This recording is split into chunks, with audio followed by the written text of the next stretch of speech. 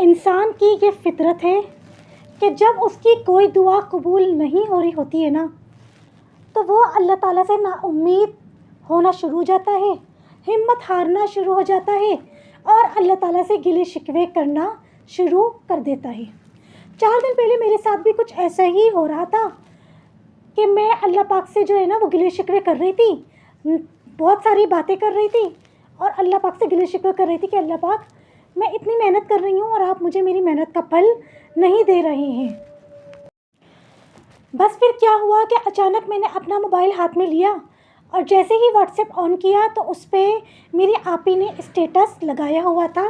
Status جو میں نے دیکھا تو یقین مانیے میری آنکھوں سے آنسو جاری ہو گئے اور مجھے ایسا لگ رہا تھا کہ جو میں ابھی تھوڑی دیر پہلے اللہ تعالیٰ سے گلے شکوے کر رہی تھی نا، اللہ تعالیٰ نے میرے ان سارے گلے شکووں کا، جو میں اللہ تعالیٰ سے بات کر رہی تھی، ناراض ہو رہی تھی، ناراضگی کر رہی تھی میں اللہ پاک سے،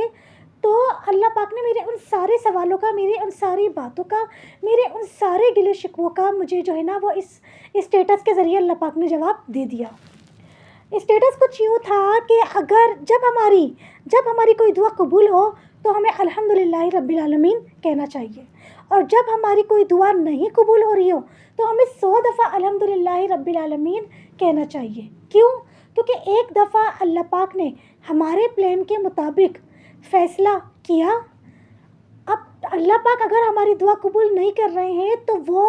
جو ہم نے پلان کیا تھا نا اس سے کئی گنا زیادہ بہتر اور بہترین ہوگا، کیونکہ اب اللہ پاک جو ہے نا وہ اپنے پلان کے مطابق ہمارے حق میں کچھ فیصلہ کرنا چاہتے ہیں، اور جو کہ ہمارے حق میں بہت بہت بہتر ہوتا ہے۔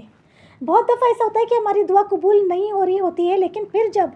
اللہ پاک کے مقرر کردہ ٹائم پر ہماری دعا قبول ہوتی ہے تو وہ اتنا بہترین ہوتا ہے ہمارے حق میں، اور پھر ہم کہتے ہیں کہ واہ میرے رب کیا کہنے تیرے، کاش تو ہمیں پہلے ہی بتا دیتا تو ہم تجھ سے اتنے گلے شکوے اور تیری اتنی ناشکری اور نافرمانی نہ کرتے۔ شادی کے بعد ماشاءاللہ الحمدللہ جب میرے ہسبینڈ سے میری شادی ہوئی تو اس کے بعد جب میں نے اپنے ہسبینڈ کو جانا تو میں اللہ پاک سے میں یہ کہنا شروع ہو گئی تھی کہ یا اللہ تعالیٰ اگر آپ مجھے شادی سے پہلے ہی بتا دیتے کہ آپ نے میرا شریک حیات ان کو بنایا ہے، ان کے ساتھ میرا جوڑ بنایا ہے، تو میں اپنے آپ کو 7 پردوں میں چھپا کر رکھتی اور میں صبر سے، خوش اسلوبی سے تیرے فیصلے کا اور تیرے مقرر کردہ وقت کے آنے کا انتظار کرتی۔ لیکن ہم لوگ اتنے جلد باز ہیں، انسان اتنا جلد باز ہے، اتنا بے صبرا ہے کہ بس ہم لوگ چاہتے ہیں کہ جو ہم اللہ پاک سے دعا مانگ رہے ہیں نا، یا جو ہم کام کر رہے ہیں اس کا ہم کو پھل جو ہے نا بس وہ فوراً کے فوراً ہم کو ابھی کے ابھی مل جائے۔ تو میرے ساتھ بھی کچھ ایسے ہی ہو رہا تھا کہ ایک دعا تو اللہ پاک نے میری 2 مہینے پہلے قبول کر لی، اب دوسری دعا جو ہے وہ میں چاہ رہی تھی کہ دسمبر میں ہی وہ دعا قبول ہو جائے، لیکن میری وہ دعا قبول نہیں ہوئی اور اب جنوری آ گیا ہے تو بس میں جو ہے نا وہ اللہ پاک سے گلے شکوے کر رہی تھی اور جو ہے وہ بس اللہ پاک سے ناراض ہو رہی تھی۔ بہت دعا میں بول رہی تھی اللہ تعالیٰ کو کہ یا اللہ تعالیٰ میری ایک دعا تو آپ نے قبول کر لی، دوسری دعا بھی قبول کر لیتے، لیکن نہیں، اللہ پاک نے جس وقت پہ میری اس دعا کو قبول ہونا لکھا ہے نا وہ بہت زبردست ہوگا۔ اب یہ بات مجھے بہت اچھی طرح سمجھ میں آ گئی ہے، تو انشاءاللہ تعالیٰ میں انتظار کروں گی اس وقت کا کہ اللہ پاک نے کس وقت میری وہ دعا قبول ہونا لکھی ہے اور وہ میرے حق میں کتنی بہترین ہوگی، اور میں جو ہے وہ اللہ پاک کو انشاءاللہ شکرانے کے سجدے کرتے کرتے نہیں تھکوں گی انشاءاللہ تعالیٰ۔ مجھے اس بات پر اور اپنے رب پر پورا یقین ہے۔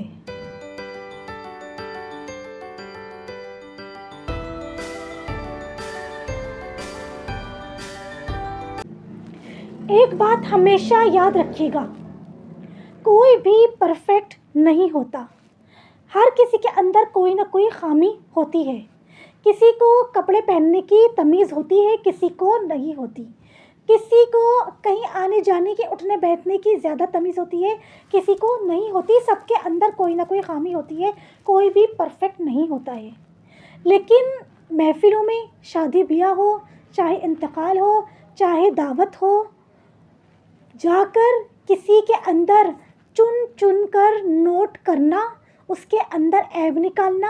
نقص نکالنا، کیڑے نکالنا، یہ اللہ تعالیٰ کو سخت ناپسند ہے، کیونکہ جب ہم کسی کے اندر اس کی کپڑوں میں، اس کے پہننے اوڑھنے میں، اس کے جولری کے سینس میں، اس کے تیار ہونے کے سینس میں، یا اس کے کہیں آنے جانے کے سینس میں، طور طریقے میں جب ہم نقص نکالنا شروع کر دیتے ہیں نا، تو یہ ہوتی ہے سامنے والی کی بہت بڑی دل آزاری، اور کسی کی دل آزاری کرنا بہت بڑا گناہ ہوتا ہے۔ انسان بالکل بھی نہیں یہ بات سمجھ رہا ہوتا، وہ اپنی ناسمجھی کہہ لیں، یا وہ اپنے آپ کو اتنا اعلیٰ، اتنا معتبر سمجھ رہا ہوتا ہے کہ اس کو ساری پہننے اوڑھنے کی تمیز ہے، اس کو اچھے سے اچھا تیار ہونے کی تمیز ہے، اس کے مقابل کوئی بھی کپڑے نہیں پہن سکتا، اس کے مقابل کوئی بھی جولری نہیں پہن سکتا، اس کے مقابل کوئی بھی تیار نہیں ہو سکتا، اس کو ہر طرف آنے جانے کی، ہر چیز کی پہننے اوڑھنے کی بس اس کو تمیز ہے، باقی کسی کو بھی نہیں ہے۔ جب انسان ایسا کرنا شروع کر دیتا ہے نا، تو اللہ پاک کسی نہ کسی بہانے سے، کوئی نہ کوئی ایسی ریزن بنا کر اس کو سر سے لے کے پاؤں تک ایسا عیبدار کر دیتے ہیں کہ پھر لوگ جو ہے نا وہ آٹومیٹیکلی اس کے اندر جو ہے نا، مطلب اس کو بولنا اسٹارٹ ہو جاتے ہیں کہ تمہیں کیا ہو گیا ہے، تمہیں کیا ہوتا جا رہا ہے، تمہیں کیا ہوتا جا رہا ہے۔ تو بس غرور و تکبر سے بچنا چاہیے، بڑے بول سے بچنا چاہیے، کسی کی دل آزاری کرنے سے بچنا چاہیے، اور محفلوں میں کسی کو کسی نہ کسی بات پر بے عزت کر کے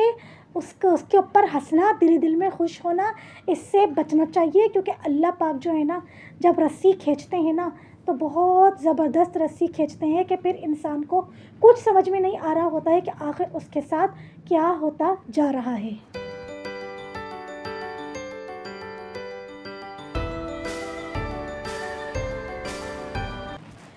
میری یہ عادت ہے، میں کبھی بھی کسی کے اندر کچھ بھی نوٹ نہیں کرتی کہ کوئی کیسے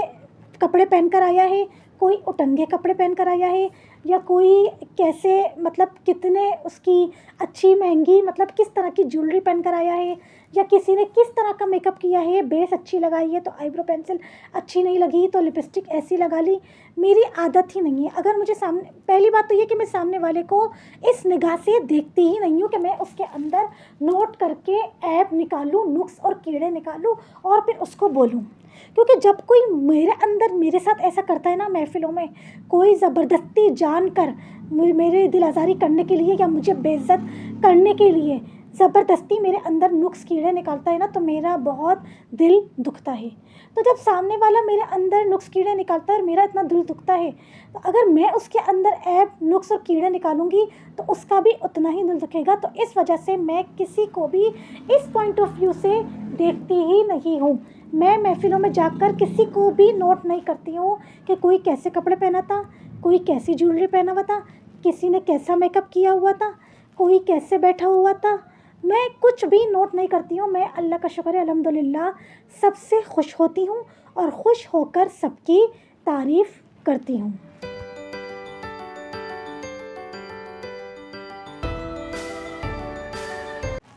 آج سے 4-5 سال پہلے میری سسٹر شیلا نے مجھے واٹس ایپ پر ایک فارورڈ میسیج ہوتا ہے نا جو اردو میں لکھا ہوا آتا ہے، بہت لمبا ہوتا ہے، تو وہ مجھے میسیج سینڈ کیا تھا، اور وہ میسیج کیا تھا کہ ایک لڑکی تھی، وہ لڑکی ہر کسی کے اندر نا عیب نقص اور کیڑے نکالتی تھی کہ تمہاری شکل ایسی ہو رہی ہے، تمہارا رنگ ایسا ہو رہا ہے، تمہارا چہرے کا رنگ صاف ہو رہا ہے تو تمہاری گدی کا رنگ کالا ہو رہا ہے، تم نے بیس ایسی لگائی ہے تو تم نے آئی برو پینسل ایسی لگائی ہے تو تم ایسی جولری پہنتی ہو یا تم ایسے کپڑے پہنتی ہو، ایکس وائی زی، اس طرح کے وہ ہر کسی کے اندر عیب نقص کیڑے نکالا کرتی تھی،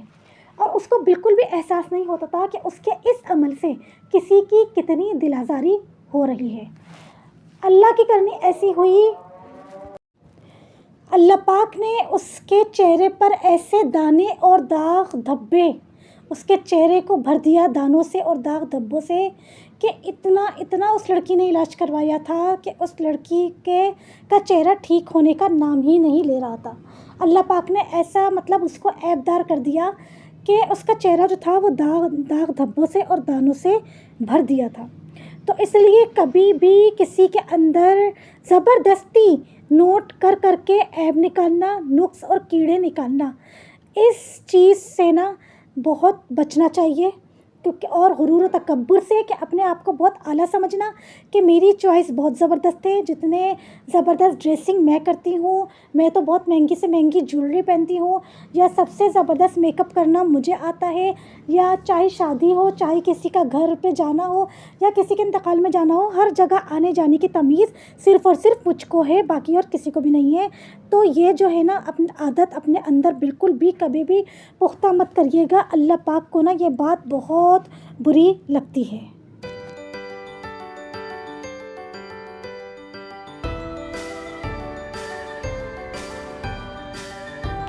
اور جی کل سیٹرڈے کے دن میں گئی تھی جہاں سے میرے ہسبینڈ لے کر آئے تھے لاہوری گول گپے،